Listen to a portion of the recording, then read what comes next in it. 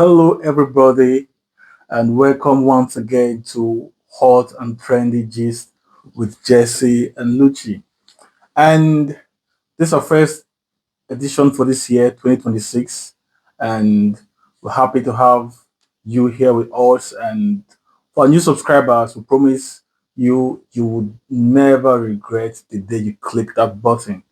All right, and for this first episode, we've had some trending news, and um, they might not be as fresh as they ought to be because we've had a break for Christmas break, and this is our first episode for this year. But we do hope you have a great time with us. All right, Jesse, what do you have for us in the Um, news today? First news, which is from the mirror.co.uk. The headline is Hero Zach 12 halted car as mom fainted. And the story is about a schoolboy who saved his mom's and his own life by steering their car to safety after she collapsed. Nicola Crumb, 37, which is his mom, she was driving along a dual carriageway with her son, Zach Howells, who's 12, when she began to feel ill. Then she told Zach that she feared that she might pass out, and she managed to she felt like she was going to faint already because already she was already feeling this sickness coming up. So she was telling her son so he can prepare himself for what's going to happen because she's driving, and if she feels sick, she doesn't know what can happen. So she was telling the boy to get ready, and when she fainted, her son Zach, who's 12, like I said before, he steered the car towards the central reservation of the A40. Then he pushed the engine off button. Like he pushed the engine. I don't know anything about cars, but I'm just gonna say what I know from this news. He pushed the engine's off button. Um, and he dialed 999 to get help.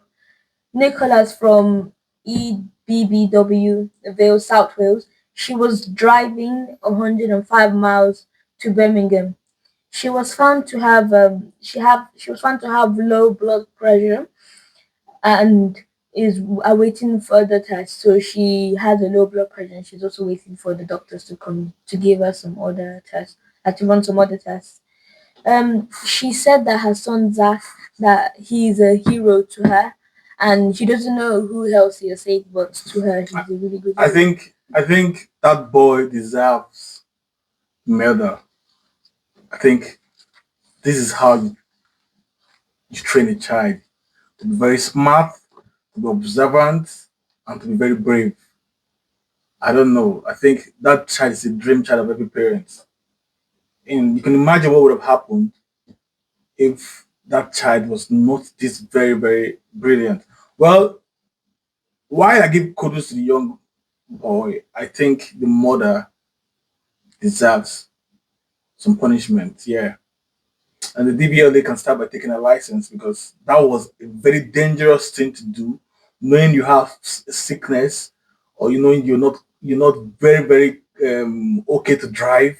You carry a kid in your car because during the driving test or what you call preparation for your driving test, you're told that if you know your medication, if you know you're not feeling too well to drive, if you know you have any health challenges at that moment, don't drive, stay off the road because you could as well, of course, accident for someone who doesn't even know what's happening, driving the opposite direction and just, pass out. You can just run into an oncoming car. So, yes, she was very careless. Thank goodness there was no casualty, but that license of that woman should be suspended at least. I don't think she felt ill when they left the house because she said when they were driving to Birmingham, she told her son that she's beginning to feel ill. That was an that was an opportunity for her to pull the car over and have a rest and observe herself. Okay? Because I've been driving for a very long time now. I know how these things work. Sometimes you can be coming from work, especially those that work night shift, and you be feeling sleepy. Yes, it happens. You pull your car over and have a break. Okay? Not just you're not just looking out for yourself, you're looking out for the next road user. That's very, very serious offense you committed. Driving even while you notice something was wrong with you. It's like driving your car, you notice something's wrong with your car, and you keep driving the car. Something bad is definitely going to happen. So yes, her license she was suspended for a reasonable amount of time. Okay, All right, Jesse. The headline of our next news, which is from the Daily Express, the headline is Three of the Greatest Human to Ever Grace Our Presence. Dad's tribute to wife and children after Boxing Day tragedy. And this story is about a police officer who lost his wife and two children in a house fire on Boxing Day, and this happened in Greater Manchester. He paid tribute to them while also by saying that the three of the he in his words that they are the three of the greatest human to ever grace our presence. Um, his name is Tom Sherman. His wife is Fionn Gua. Sorry if I said her name wrong, but from what I know, her name is Fionn Guala. She is 38, and people know her as Nu. She died alongside their two children, Eve, who's 7 and 4-year-old owner, and the family's dog Hutch. Mr. Sherman, who's the man whose wife and children died, he he's an officer. He works for the Gloucestershire Police. He tried to when this fire happened. His children were sleeping at the back, just like we have the front room, back room. The children were like sleeping at the back when the fire started. It started from the ground floor and gradually rose up to the top floor. He tried to like go look for a way he can get to the children quickly so he can bring them out. But unfortunately he couldn't get to them because as he was trying to go the fire was just getting bigger and bigger. So when he tried to go the fire just comes straight at him. So he couldn't save his children. So the children died and his wife died too. So he technically lost his whole family. And I know Sorry, when did this happen? on Boxing Day, just the Wow. day after Christmas, the festive season. Unfortunately, it happens to someone who has given his life to protect others. We're talking about a police officer. What I like to say is my condolence to him and his entire family for that loss. 'Cause that's a huge loss, an irreparable loss. Okay, it's something you might not be able to come out from for the rest of his life. So my sincere condolence to him. And what I like to think about is um, the need for should have been a smoke detector because when the fire started, something should have given a sign and signal. Well, it happened at night; they were sleeping. I don't know. It should be countless, several smoke detectors to have maybe alerted the neighbors or well, it is what it is. Well, our condolences to them, and I think sometimes it is very important to have maybe we should have fire extinguishers in the houses. I don't know. Yeah. Is it possible to have fire extinguisher in houses? I don't think so because most people have kids who like to touch stuff. Yeah. So we just go and trick. Well, I get what you mean, but I'm just thinking about the best possible way. Just for like something like when you have an injury, first aid before the paramedics show up. Something like that. If you have a fire, if you're brave enough to try to put it out, I'm just trying to wrap my head around it. Well, anyway, it is what it Um, is. And before you go on, if anybody would like to support him, he has a GoFundMe page, and the name of the if you go on the web, go on Google, you just search www.gofundme.com, and you search for helping Tom rebuild after an unimaginable loss. You'll find his GoFundMe account, and you can donate to him if you want to help him. okay, I think it's easy. If you just type help Tom rebuild, GoFundMe to come up on Google. It works like that. Now talking about fire, and it's sad these things happening around this festive period. Well, festive period comes with its own tragedy. It always does.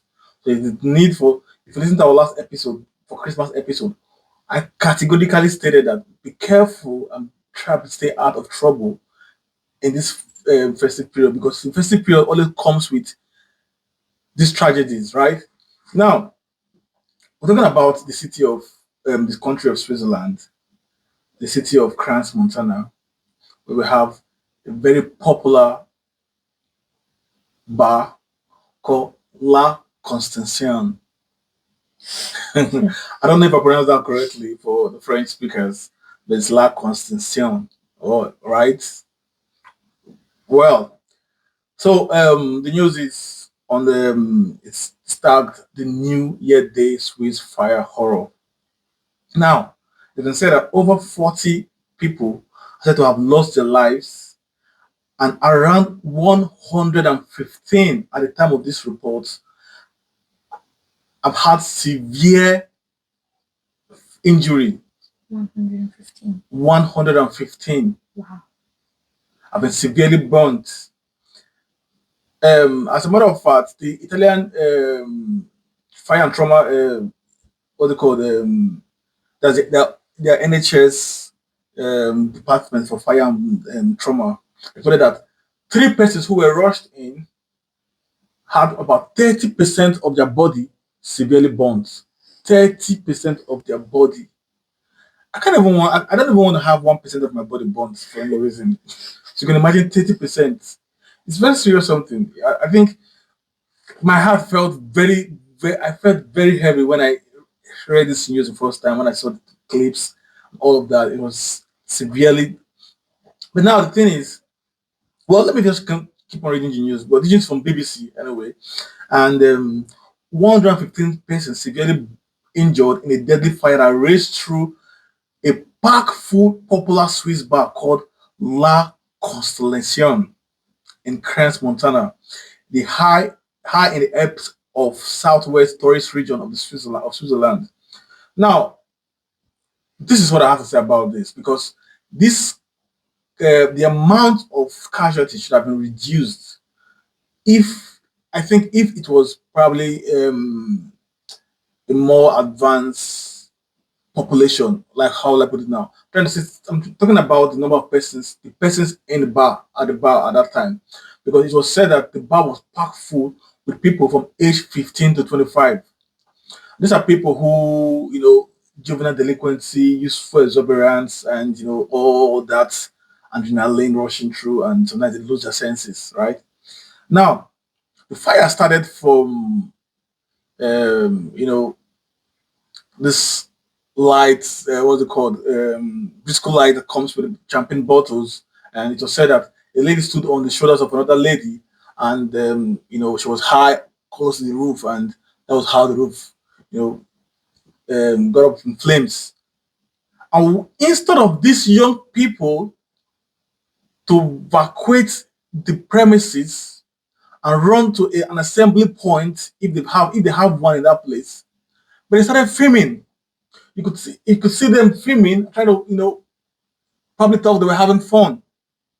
You know, we're filming, and before you know it, the roof came down on them. Now, I would like to blame the manager, every staff on duty on that day. Unfortunately, some of them might have even been among the casualty. I'd like to blame the manager, the owner of that place, because proper orientation should have been made in that kind of a place to let the staff know that when you have first of all, there should be a fire alarm. And when there's a fire alarm, everybody's supposed to evacuate the premises to an assembly point until the fire is put out and safety is reassured. But then again, they were filming, and it became very difficult for them to go out. That's basically very, very, very sad. I feel very sad for them. But My then it should have been prevent. A lot of this should have been prevented if they had run for their dear lives. my question would be, what is a 15-year-old doing in a club in the first place? Well, it's what it is. People must commit crimes. It's a criminal offense to allow somebody in the bar in the first place. Yes, that's a very good observation. I think the legal age for admitting anybody in a place like that should be 18 years and 21 in some countries. So allowing someone who's 15, first of all, is already a criminal offense. I think the owner, the entire management of that place need to be investigated. And my condolence to the 40 persons already declared dead and the 115. I hope they recover and they recover quickly and they get back to their daily activities and daily life and learn the lesson. Although they learn it the hard way, the lessons learned. All right, Jesse. The headline of our last news, which is from the Daily Mirror or the Mirror.co.uk. It's the headline of it is Pem guilty of planning UK's worst terror hit. And this is about how two men who swore allegiance to the Islamic State terror group um, They've been convicted of plotting to kill as many Jewish people as they could.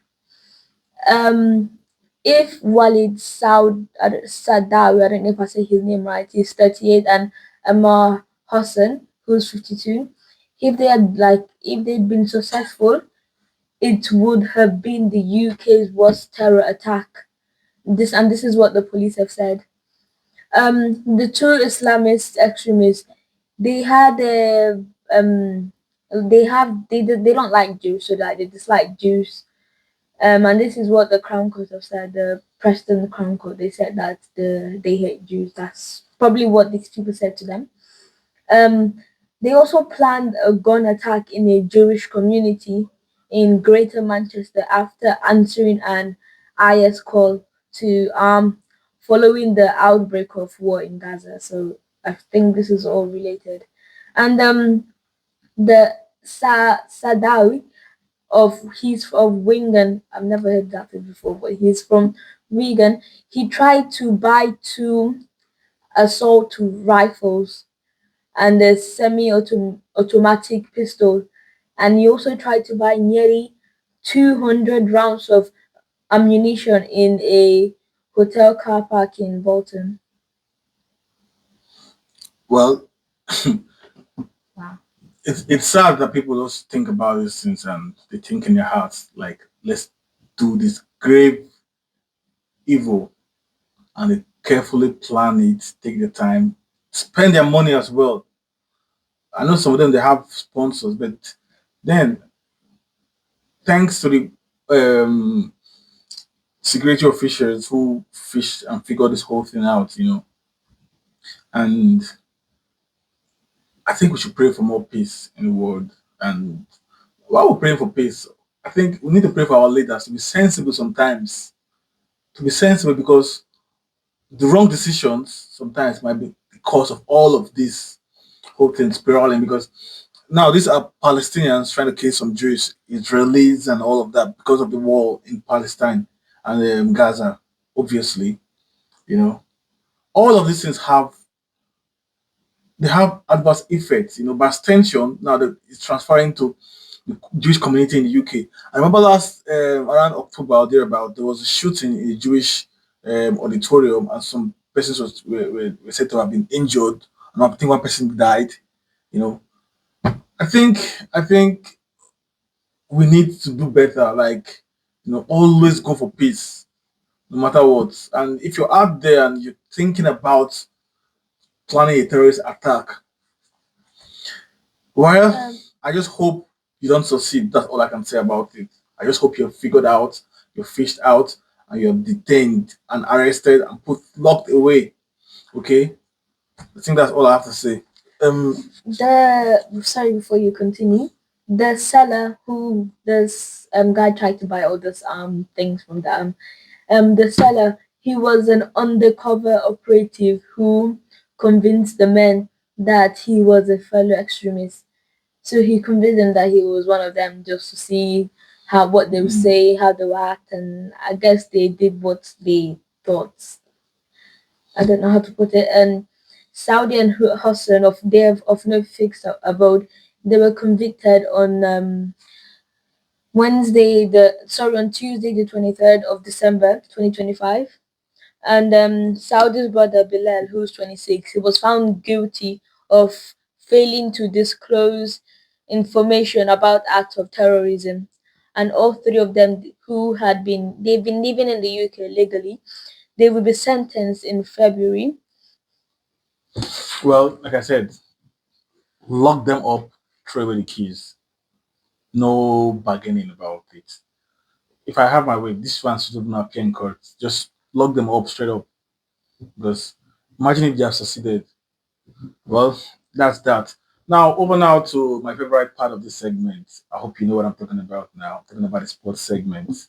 And over the weekend, some couple of games, matches we played, talking about the English Premier League match. And surprisingly, again, for the second week running, all the title contenders, apart from Arsenal, were unable to find a win. a win.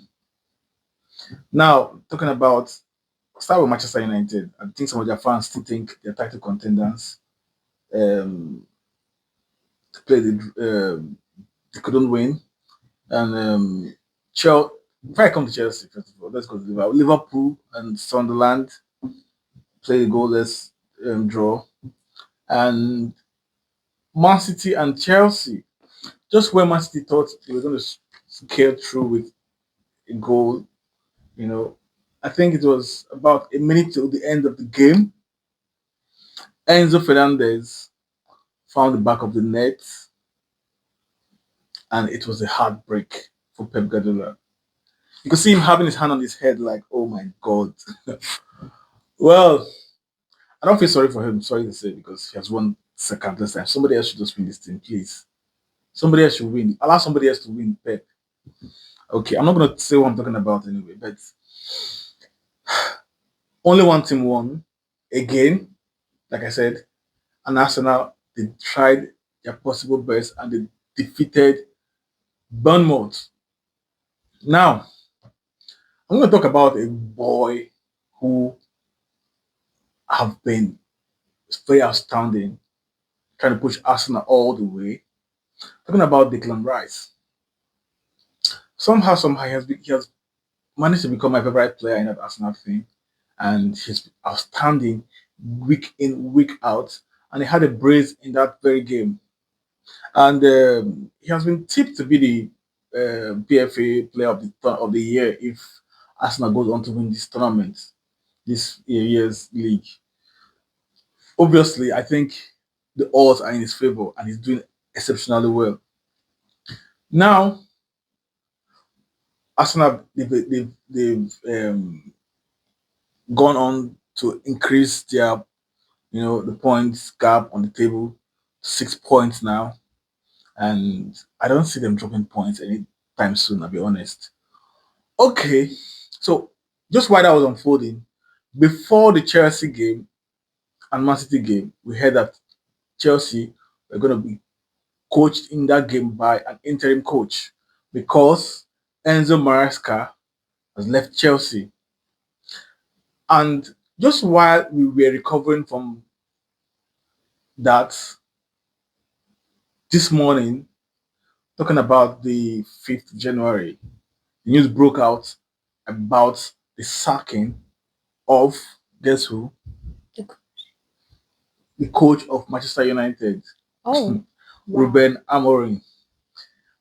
It's a season of well, it's surprising. Why it's surprising to me is because in October, Amorim was the coach of the month. In November, Enzo Maresca was the coach manager of the month, and in January, they're both fired. Well, Enzo Maresca fell out with the some hierarchy in the club, and same with Amorim after he made his um, press release about talking about how he came to Manchester to be the manager, not just a coach. And some persons are meddling with his kind of his job description, of his office. Some persons should do their job while they allow him to do his, and I think he didn't go down well with the hierarchy as well. And it's like biting the finger that's feeding you or paying you. The soil has been unprofessional, and he had to leave the job. Well, one thing that worked against Amorim was his stubbornness. That man refused to change. He was always talking about his process, and he wanted to play a particular style. And I'm very scared of people who are not flexible. I'm scared of them. Like that's me, just me, because he refused to be flexible. You come into the league where a lot of things are different from the Portuguese league you're coming from, and you refuse to change despite the very sad and traumatizing results that we're having back to back every week. You know, I think that played against him at the end, and he's lost his job. So that's that, and. Darren Fletcher has been appointed as the interim manager for Manchester United, and we'll see how things unfold. If they're going to get another coach, and We'll bring it out as it happens. And for somebody like Brian Burmo, he's going to come back for the AFCON, and he won't have chance to say goodbye to Amorim because Amorim will be there anymore when he comes back, right? Amorim and even Mazraoui as well, and even Ahmad, because they have they have about 3 players in the AFCON. I'm talking about the AFCON. The matches played today. Egypt defeated Benin Republic, and Musala scored at the injury time of the extra time. Injury time of extra time. Okay, and yes, Mohamed Salah has been doing very well. How much Liverpool would have missed him, and also Nigeria walloped, trashed, demolished, humiliated, embarrassed. Now I'm using all of this because before this match, the president of this country, talking about Mozambique, came out and said if they win Nigeria today in this very game, they're going to be giving I think about 14 million naira equivalent naira, and the players were supposed to be pumped up and all of that. But Nigeria Eagles told them, hey, no, you're not going to get that cash. No Christmas, no New Year present for you guys, and they took out the lights from right. The first goal came early in the game, and Nigeria went on to trash them 4 goals to 0. It was a clean slate for Nigerian Super Eagles team. And I say kudos to them, and we'll bring you more news about the AFCON as it unfolds. And from us today on the Hot and Trendy Gist, we'll say thank you very much for your time with us. And if you enjoyed this segment, like we always say, please like, share, and subscribe to this channel to motivate us, to motivate Jesse, to motivate Luchi to keep on doing this and bringing you this news every week like we do. All right. So until we see you again in our next episode, say peace and love. Stay out of trouble. All right. Bye. Bye.